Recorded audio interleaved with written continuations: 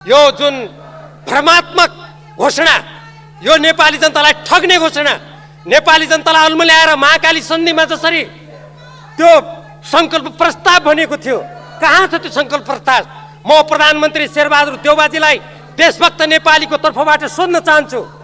आज 25 वर्ष भयो महाकाली सन्धि भएको, हाम्रो लिम्पियादुरा लिपुले कालापानीमा भारतीय अतिक्रमण छ।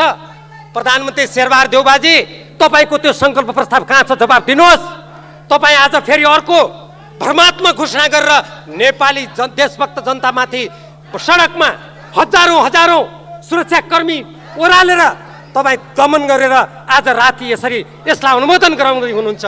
यो नेपालको इतिहासमा वर्तमान सरकारले नेपालको स्वाधीनता, देशभक्त नेपालीहरूको आवाज दबाउनुको लागि गरेको एउटा कुकृत्यको रूपमा यो दर्ज हुनेछ, यो अंकित हुनेछ।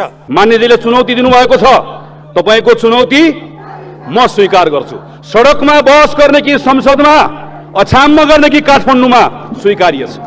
त्यति मात्र होइन मान्यज्यू, सम्माननीय सभामुख महोदय, म आग्रह गर्न चाहन्छु, यसलाई राष्ट्रघाती भनिएको छ। म राष्ट्रघाती भनिएको छ, स्वाधीनता तलमाथि यो सम्झौताको कारणले गर्दा हुन्छ भनिएको छ। कहीँ कतै तलमाथि भयो भने नेपालले जे बेहोर छ, म आज यसमा हस्ताक्षर गर्ने सांसद भएर सरी भनेर मात्र पाउँदिन। यदि त्यस्तो भयो भने म काठमाडौँको सांसद हुँ। थानकोट कटाइयोस्, नागरिकता खोसियोस्, चारपाटे मुडियोस्, सम्पत्ति विवरण बुझाएको छु। सम्माननीय सभामुख महोदय, सम्पत्ति खोसियोस्। मान्यज्यूहरू तयार हो? देशघाती एमसी सम्झौता खारेज गर, अमेरिकी साम्राज्यवाद मुर्दाबाद। कारण यो अमेरिकी दलाल बन्ने काम हुँदैन। अमेरिकी साम्राज्यवादको संसारमा विरोध भइरहेको छ। अमेरिकी साम्राज्यवाद संसारमा एक्लिँदैछ।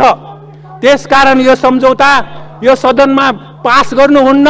भर्खरै मभन्दा पूर्ववक्ता मान्यजीले भन्नुभयो, उहाँले भन्नुभएको छ MCA funding is not use in contrary to the security interest of United State भनेको अमेरिकाको सुरक्षा हितमा खर्च गर्नुपर्छ भनेर अर्थ लगाउनु भएको छ। यो भनेको COW काउ माने गधा भने जस्तै हो। काउ माने गधा पढाउनुहुन्छ भने तपाईँले पढ्ने स्कुलमा सायद मलाई लाग्छ कुनै पनि बालबालिका जाँदैनन्। माननीयज्यू, नेपालको सार्वभौमसत्ता, स्वतन्त्रता, अखण्डता, स्वाभिमान र हितमाथि आघात पुर्याउनुको लागि एउटा कुनै रातमा हल्ला खल्लाको बीचमा राष्ट्रघाती प्रावधान भएको अमेरिकी MCC सँगको सम्झौतालाई अनुमोदन गरिनेछ भनेर मैले धेरै अगाडि भनेको थिएँ।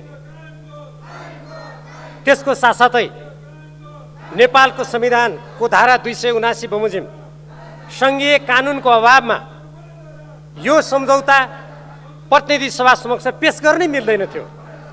यो संविधान विपरीत हुन्छ भन्ने कुरा छर्लङ्ग छ। तर आज घटनाक्रमले प्रमाणित गरेको छ, नेपालको स्वाधीनता, स्वाभिमान, अखण्डता र नेपाली जनता कोही कहिल्यै पनि कसैको अधीनमा नगएको देश आज जसरी हतारमा अहिले दफावार छलफल बनिएको छ। तर यो व्याख्यात्मक घोषणा होइन, यो भ्रमात्मक घोषणा हो। यसका प्रावधानहरू, म अन्तर्राष्ट्रिय कानुनको विद्यार्थी हुँ। द्विपक्षीय सम्झौता यसरी एकपक्षीय रूपमा हामीले घोषणा गर्यौँ भनेर जनतालाई ठग्ने योभन्दा ठगपत्र अरू केही पनि हुन सक्दैन। नेपाली जनताले सार्वभौम सत्ता सम्पन्न यो संसदबाट, यो प्रतिनिधि सभाबाट यो राष्ट्रलाई जसरी नेपालको संविधानको प्रस्तावनामा हामीले भन्यौँ, हामी सार्वभौम सत्ता, स्वतन्त्रता, स्वाधीनताको पक्षमा हामी उभिनेछौँ भन्यौँ।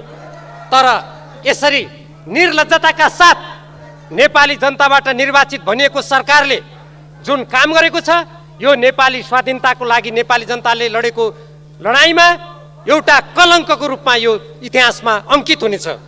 अब सम्माननीय सभामुख महोदय, जुन यसका दफावार छलफल बनिएको छ, म यहाँबाट चुनौती दिन चाहन्छु। प्रधानमन्त्री शेरबहादुर देउबा वा उहाँका विज्ञहरू आउनुहोस्, यो प्रतिनिधि सभामा आधा घण्टा समय दिनुहोस्।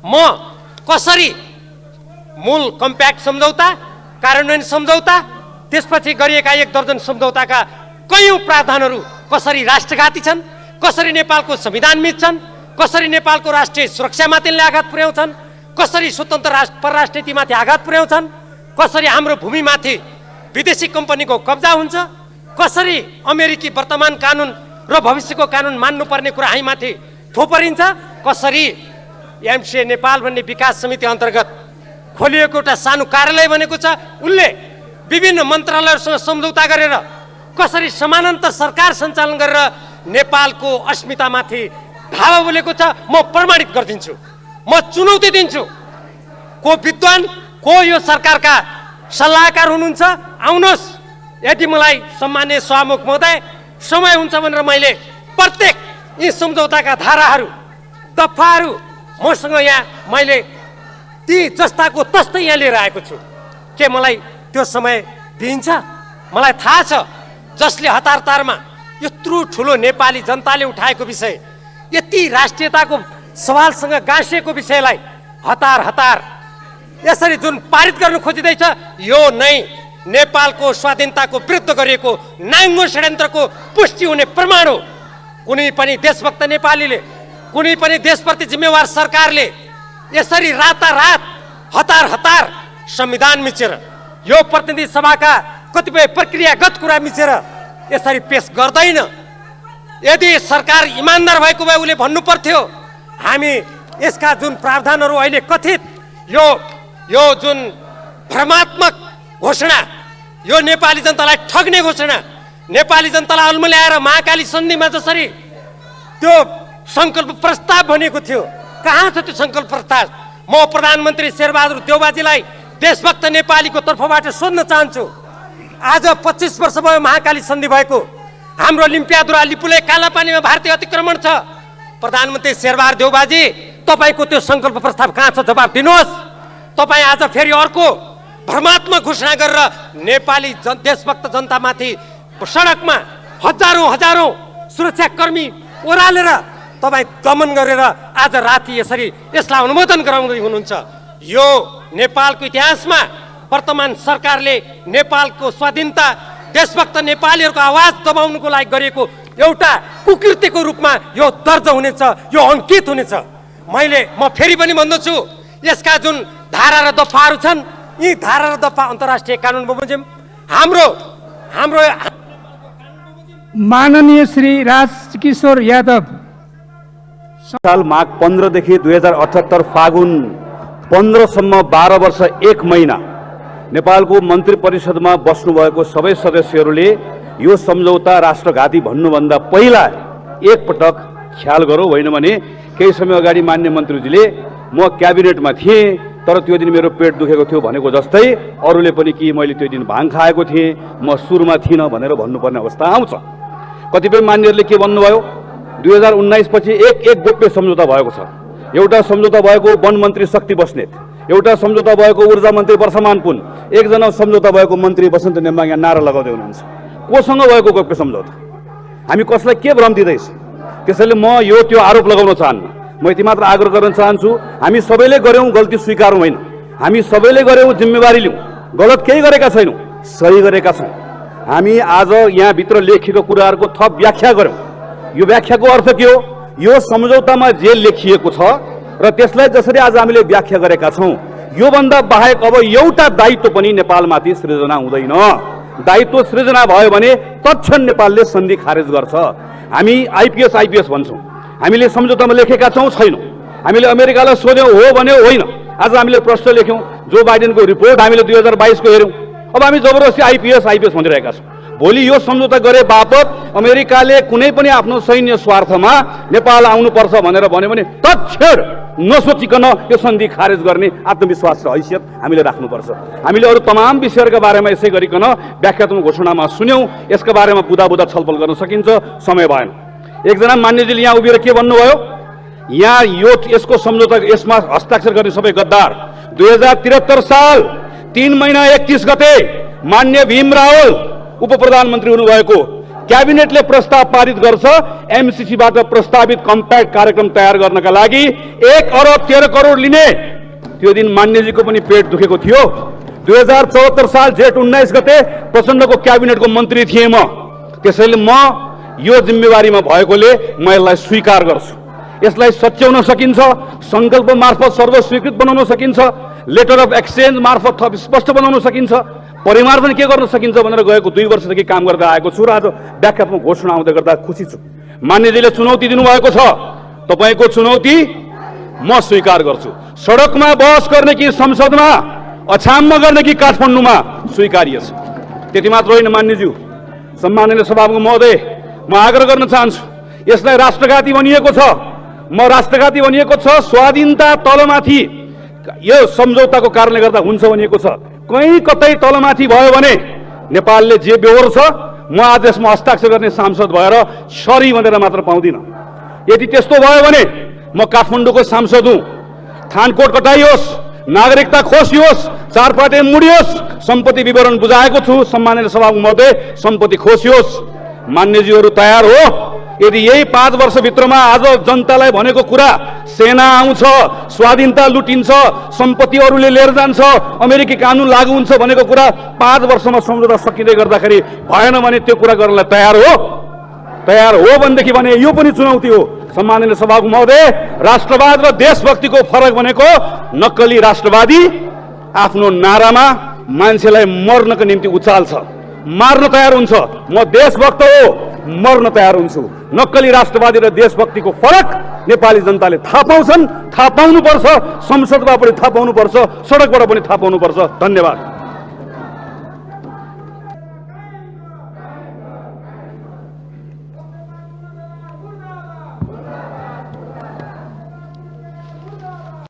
आग्रह गर्न चाहन्छु, सम्झौता द्विपक्षीय हो। अझ भारतको सहमति उल्लेख छ। एकतर्फी घोषणाको औचित्य नहुने एमसीसी का फातिमा सुमारले बताइसक्नु भएको छ। सरकारले जनतालाई ढाँट्ने काम किन गर्दैछ? 2078 भदौ 23 को एमसीसी को पत्रमा 4 ठाउँमा संशोधन नहुने उल्लेख छ। आजको यो घोषणाको के औचित्य छ?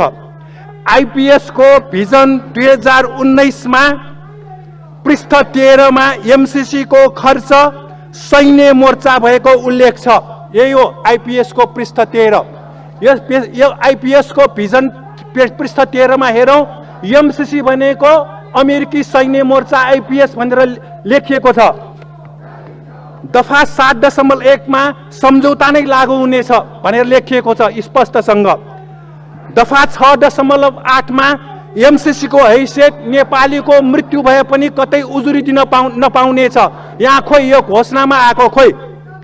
अनुसूची 1 मा व्यापक राजनीतिक सहमति भनेर उल्लेख भएको छ। यत्रो नारा लागिरहेको छ, के को सहमति? दफा 4.2 मा Europe, Asia, Pacific, Latin America उल्लेख छ। यो अमेरिकी सैन्य मोर्चा हो। यो सम्झौता समर्थकहरू प्रतिगामी र देशद्रोही हुनेछ। यो सम्झौताको विरोध गर्नेहरू प्रगतिशील र देशभक्त हुनेछन्। एकजना प्रधानमन्त्रीजीले भन्नुभयो यो सम्झौतामा घोच्ने कुरा उल्लेख छ, सामरिक उल्लेख छ, तैपनि पास गर्नुपर्छ। दोहोरो कुरा प्रधानमन्त्रीले बोल्न पाइँदैन। सभामुखज्यूले अवरोधको बेला यस्तो सम्झौता पेश नहुने भनिराख्नु भएको थियो। उहाँले त कुर्सी छाड्छु, देशघाती एमसी सम्झौता पेश गराउँदिन भन्नुभएको थियो। आज यो के भइरहेको छ सभामुखज्यू? यसकारण म भन्न चाहन्छु, देशघाती एमसी सम्झौता खारेज गर, अमेरिकी साम्राज्यवाद मुर्दाबाद। कानुन सूचना मन्त्रीज्यूले मंगोलियाको कुरा उठाउनु भयो। मंगोलिया भनेको अमेरिकाले इराक र अफगानिस्तान आक्रमण गर्दा सँगै लिएर गएको देश हो। त्यसैले मंगोलियाले 2टा एमसी सम्झौता पचाएको हो। के अब अमेरिकाको पछाडि गएर जहाँ जहाँ आक्रमण हुन्छ नेपाल त्यहाँ गएर यो एमसीसी सम्झौता पचाउने हो? त्यसकारण यो अमेरिकी दलाल बन्ने काम हुँदैन। अमेरिकी साम्राज्यवादको संसारमा विरोध भइरहेको छ। अमेरिकी साम्राज्यवाद संसारमा एक्लिँदैछ। त्यसकारण यो सम्झौता यो सदनमा पास गर्नुहुन्न। नेपाली कांग्रेस, एमाले, माओवादी, एकीकृत समाजवादीका सबै सांसदहरू र जसपा र लोसपाका सांसदहरू लगायत सबैलाई म आग्रह गर्न चाहन्छु, यो सम्झौता देशघाती हो, यसलाई खारेज गर्नुपर्छ। धन्यवाद। अनुदान सहायता सम्झौता पत्र आज नेपालको सार्वभौम संसद प्रतिनिधि सभाबाट अनुमोदन हुने प्रक्रियामा अगाडि बढिराखेको छ। यो निश्चय नै यो सम्झौताले नेपालको अर्थतन्त्रलाई बलियो बनाउनको लागि नेपालमा 83,000 मेगावाट ऊर्जाको सम्भावना भएको सम्पत्तिलाई पुँजी उत्पादन गर्नको लागि, रोजगारीको वृद्धि गर्नको लागि र मुलुकको अर्थतन्त्रलाई बढावा दिनको लागि, देशको सडकको पूर्वाधार र विद्युत प्रसारण लाइनको लागि यो सम्झौता पत्रले सहयोग गरेको हुनाले सरकारबाट जुन किसिमबाट यो सम्झौतामा लेखिएका विषयवस्तुहरूलाई व्याख्या गरेर जुन व्याख्यात्मक घोषणा यहाँ प्रस्तुत गरेको छ, म सर्वप्रथम सभामुख मार्फत सरकारलाई धन्यवाद दिन चाहन्छु। सभामुख महोदय, यो सम्झौता पत्रले मुलुकमा अमेरिकन सरकार मात्र होइन, अमेरिकाको जनताको करबाट नेपालको अर्थतन्त्रलाई बलियो बनाउनको लागि 60 अरब रुपियाँ अनुदानको रूपमा नेपालमा भित्रिएको छ। यो सम्झौताले त्यो स्रोतको, त्यो सम्पत्तिको सदुपयोग हुनुपर्छ भन्ने मान्यता राखेको छ, आर्थिक सुशासन हुनुपर्दछ भनेर मान्यता राखेको छ। त्यही भएर यो आर्थिक अनुदानलाई अन्तर्राष्ट्रिय प्रतिस्पर्धाबाट समय सीमाभित्र 5 वर्षभित्र यो मुलुकको हाइड्रो पावर उत्पादनको लागि ट्रान्समिसन लाइनको कामहरू पुरा गर्नुपर्दछ भनेर यो सम्झौताले त्यो उद्देश्य बोकेको छ। सभामुख महोदय, यो नेपालमा मात्र होइन, एमसीसी एक्ट हामीले हेर्दै जानियो भने यहाँ धेरै कुराहरू भयो। यो सम्झौताको बारेमा सडकमा धेरै तथ्यहीन कुराहरू, धेरै भ्रमित कुराहरू बाहिर आयो।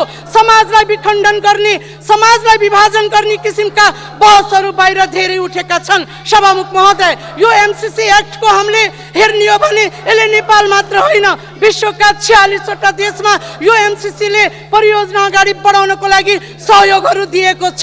यस अन्तर्गत धेरै शङ्का उपशङ्काका कुराहरू उठेका छन्। यो सम्झौताले सैन्य गठबन्धनलाई मान्यता दिएको छ भनेर पनि भ्रमपूर्ण कुरा गरेका छन्। सभामुख महोदय, एमसीसी एक्टको आर्टिकल 3 लाई हेर्ने हो भने एमसीसी को आर्टिकल 3 ले भनेको छ एमसीसीले दिने कुनै पनि सम्झौता, कुनै पनि सहयोग सैन्य गठबन्धनसँग जोडिएको छैन भनेर लेखेको छ भने यही सम्झौताको दफा 2 को 7 मा हेर्ने हो भने यो कुनै पनि सैन्य गठबन्धनसँग जोडिने गरी यसलाई खर्च गर्न पाइँदैन, यसलाई वातावरणको विरुद्धमा खर्च गर्न पाइँदैन, यसलाई कुनै पनि गर्भपतन स्वास्थ्यको विपरीतमा खर्च गर्न पाइँदैन भनेर स्पष्ट रूपबाट संविधानको धारामा यो सम्झौताको बुँदामा लेखेको छ। सभामुख महोदय, त्यसकारणले पनि यो सम्झौताले नेपालमा जुन प्रोजेक्टको उत्पादन गर्छ त्यसमा आर्थिक सुशासन, आर्थिक पारदर्शिता भएको कारणले पनि यसको आफ्नै महत्त्व रहेको हामीले देखेका छौँ। सभामुख महोदय, 5 वर्षभित्र यो ट्रान्समिसन लाइन पुरा हुँदैछ। हाम्रो जस्तो नेपाल गरिब मुलुक जसले अरुण 3 लाई हेर्दाखेरि तामाकोसी, बुढी गण्डकी, मेलम्ची हेर्ने हो भने अरबौँ पैसा खर्च गर्यौँ तर कहिले पुरा हुन सकेन। मुलुक गरिब हुँदै गयो तर समयमा कुनै पनि प्रोजेक्ट तयार हुन सकेन। त्यसको मूल्य नेपाली जनताले चुकाउनु पर्यो। मुलुकको अर्थतन्त्रमा गम्भीर सङ्कट उत्पन्न भयो। त्यसकारण पनि एमसीसी एउटा उदाहरण बनेर नेपालमा 5 वर्षभित्र यो ट्रान्समिसन लाइन बन्न सक्छ भनेर आधारशिला तय गरेको कारणले पनि यसलाई सकारात्मक रूपबाट लिन सकिन्छ। अन्तमा सभामुख महोदय, जुन किसिमको यो व्याख्यात्मक घोषणा आएको छ यो सकारात्मक छ। हामीले भियना कन्भेन्सन हेर्ने हो भने नेपाल एउटा संयुक्त राष्ट्रसङ्घको सदस्य भएको भियना कन्भेन्सनले पनि यो व्याख्यात्मक घोषणालाई सन्धिको रूपमा स्वीकार गर्छ भने नेपालको सन्धि ऐनले पनि यसलाई चाहिँ सन्धि ऐनको रूपमा यसलाई स्वीकार गर्छ, सन्धिको रूपमा स्वीकार गर्छ। त्यति मात्रै होइन, यस्ता किसिमका घोषणालाई इन्टरनेसनल ल कमिसनले 2011 मा युएनओको महासभाबाट यो पारित गरेर यसलाई सन्धिको रूपमा पनि स्वीकार गर्न सकिन्छ भनेर युएनओबाट पारित गरेको गाइडलाइन पनि हो। सभामुख महोदय, अन्तमा म सरकारलाई धन्यवाद दिन चाहन्छु। जसरी एमसीसी कम्प्याक्टको बारेमा, यो सम्झौताको बारेमा बाहिर जसरी तथ्यहरू बाहिर गए, भ्रमपूर्ण ढङ्गबाट व्याख्याहरू भयो, कम्तीमा आज व्याख्यात्मक घोषणा सरकारले सार्वभौम सदनमा यो प्रस्तुत गरेर यसलाई पारित गराउनको लागि जुन यहाँ प्रस्तुत गरेको छ, यो सम्झौता र यो व्याख्यात्मक घोषणालाई सार्वभौम संसदले पारित गर्नको लागि जुन प्रस्ताव राखेको छ त्यसलाई म स्वागत गर्दै यो संसदबाट त अनुमोदनको लागि पनि म अनुरोध गर्दछु। र सम्झौता सन्धि त दुई पक्ष बीच पो हुन्छ त, यो देखाउनको निम्ति एउटा कथा मलाई याद आयो। एउटा प्रवचनमा ब्राह्मणले प्रवचन दिँदै गर्दा यो कुकुरले छोयो भनेदेखि यो प्रसादहरू सबै बिटुलिन्छ भन्ने कुरा भनेछन्। पछि गएर एउटा कालो कुकुर आएर छोइहालेछ। लो कुकुर निकाल्दा छोइहाल्यो, यहाँ त केही उपाय निकाल्नुहोस् ब्राह्मणजी भन्दाखेरि फेरि उहाँले के भन्नुभएको छ अरे भने काले कुत्तम अति उत्तम भनेर व्याख्या गरिदिनु भएछ अरे के त्यो किसिमको व्याख्या यता जान्छ जस्तो लाग्छ। त्यसैले यो किसिमले व्याख्या गर्नु सही होइन। यो मिलेनियम च्यालेन्ज कर्पोरेसन एमसिसी त्यो आइपिएसको अङ्ग हो, त्यसमा कोही भ्रम पर्न पर्दैन, यो प्रष्टै छ। त्यसैले फेरि पनि मैले सम्मान्य सभामुख मार्फत मैले के भन्न चाहन्छु भने यस्तो बिचमा दोधारे कुरामा नफसिकन यो राष्ट्रियता सार्वभौमिकता राष्ट्रिय अखण्डताको खिलाफमा छ। त्यसैले हामीले हाम्रो देश जोगाउँ, राष्ट्र जोगाउँ, हामीले गलत नजिर खडा नगरौँ, राष्ट्रियता गुम्ने नजिर खडा नगरौँ।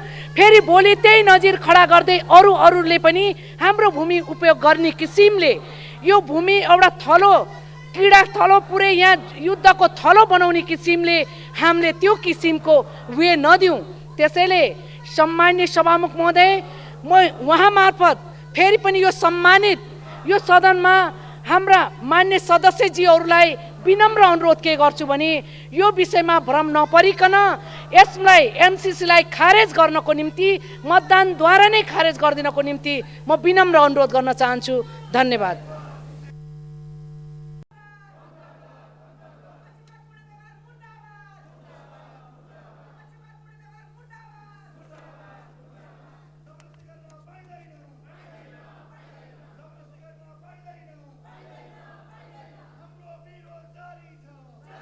सभामुख महोदय, हामीले सुन्ने गर्थ्यौँ कि सरकार प्रमुख मतलब पक्षको हुन्छ र सदन चाहिँ प्रतिपक्षको हुन्छ।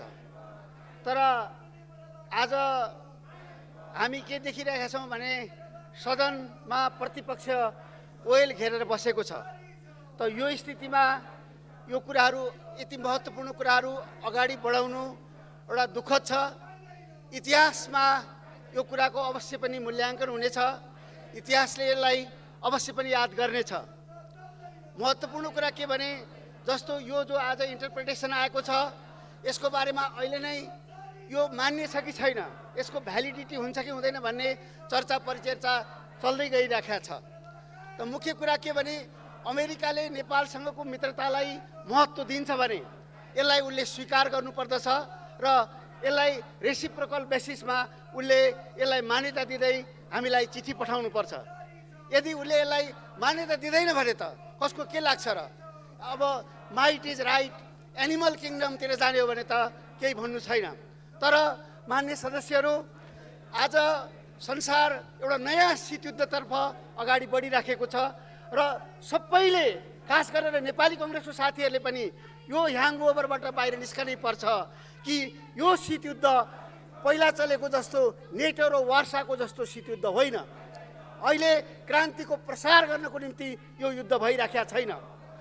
त्यसै हुनाले नेपाल आज यति अप्ठ्यारो ठाउँमा छ कि हामीले यो सँगसँगै अब अविलम्ब एउटा शान्ति क्षेत्रको प्रस्ताव, यो परिमार्जित शान्ति क्षेत्रको प्रस्ताव चाहिँ इन्डोर्स गर्नुपर्छ र हाम्रा सबै मित्र राष्ट्रहरूको अगाडि पहिला पनि 1975 मा अगाडि राखिएको शान्ति क्षेत्रको प्रस्तावलाई 115 भन्दा बढी देशले मान्यता दिएका छन्, त्यसलाई विथड्र गरिएको छैन।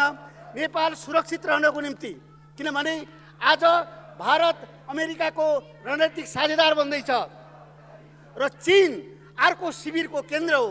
यसरी अमेरिका र चीन दुईटा ध्रुवको बिचमा जुन प्रकारको शीतयुद्ध चलिरहेको छ त्यो स्थितिमा यो क्षेत्र शान्ति क्षेत्रको रूपमा रहनुपर्छ, यो क्षेत्र बफर जोनको रूपमा रहनुपर्छ। यदि होइन भने हामी जस्तो सानो मुलुकले आफ्नो सोभरेन्टीलाई बचाइराख्न गाह्रो हुन्छ। त त्यसो हुनाले हामीले भविष्यमा यस्ता धेरै प्रस्ताव आउँछन्। आज एमसिसी आएको छ, बिआरआई भोलि परिमार्जित भएर आउला, भारतले अर्को प्रस्ताव राख्ला। त्यो सबैको निम्ति हामीले राष्ट्रिय रूपमा एउटा आफ्नो विकास रणनीति तय गर्नुपर्छ र हामी यो क्षेत्रमा सहायता लिन्छौँ, यो क्षेत्रमा ऋण लिन्छौँ, यो क्षेत्रमा हामी सहायता पनि लिँदैनौँ, ऋण पनि लिँदैनौँ, आफै गर्छौँ भनेर हामीले एउटा घोषणापत्र, हाम्रो दीर्घकालीन विकास रणनीतिको घोषणापत्र र शान्ति क्षेत्रको प्रस्तावलाई हामीले अगाडि बढाउनुपर्छ। त्यस्तो भयो भने भोलि आउने कुनै प्रस्तावको बारेमा पनि यसरी विभाजित हुनु पर्दैन, यत्रो पार्टिसन हुनु पर्दैन, यत्रो ध्रुवीकृत भइराख्नु पर्दैन। हामी हाम्रा मित्रहरूलाई भन्न सक्छौँ, हेर्नुहोस् तपाईँले दिने कहाँ हो, हाम्रो प्राथमिकता यो हो। यो ट्रान्समिसन लाइन प्राथमिकता हो कि होइन? त्यसो हुनाले नेपालले आफ्नो प्राथमिकताहरू निश्चित गरेर नेपालले आफ्नो विकास रणनीति बनाउनु पर्छ। एक मागले जाडो जाँदैन, अरू धेरै यस्ता प्रस्तावहरू आउनेवाला छन् र अहिलेको जो विश्व राजनीति छ जसरी यो चर्कँदै गइरहेको छ, आज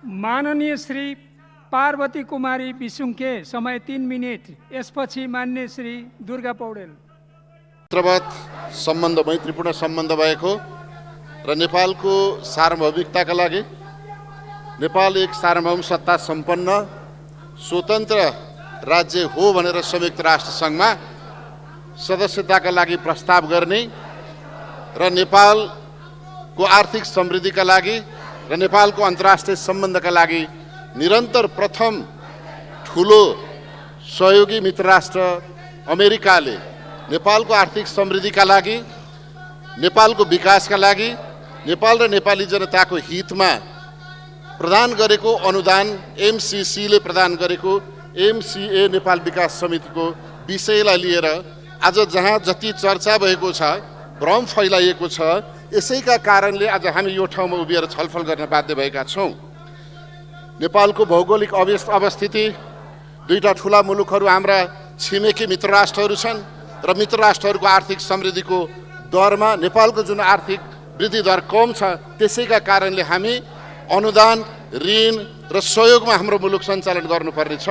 तर बजारमा देखिएको हल्ला, दलहरूको आफ्नो दृष्टिकोण हेर्दा हामी ऋणमा रमाउने, ऋण लिनका लागि उद्धत हुने, तर अनुदान आयो भने हामी ढुङ्गा मुढा गरेर मसाल जुलुस निकालेर लखेट्ने जुन प्रचलन नेपालमा बस्यो, यो नेपालका लागि र नेपालको आर्थिक समृद्धिका लागि, नेपाल र नेपालीको हितका लागि एउटा दुःखद क्षण मैले बुझेको छु। सभामुख महोदय, एमसिसीका बारेमा, एमसिसी अमेरिकामा भएको र अरू गरिब मुलुकहरूलाई सहयोग दिने एउटा निकाय हो भने नेपालका लागि अमेरिकाले दिएको 50 करोड अनुदान खर्च गर्ने एउटा एमसिए विकास समिति नेपाल एउटा कार्यालय हो, नेपाल सरकारको मातहतमा रहने कार्यालय हो। तर यो कार्यालयका एमसिसी र एमसिएलाई एउटै दृष्टिकोणबाट, एउटै परिभाषाबाट व्याख्या गर्नाले आज आम नेपाली जनताका बिचमा भ्रम छ।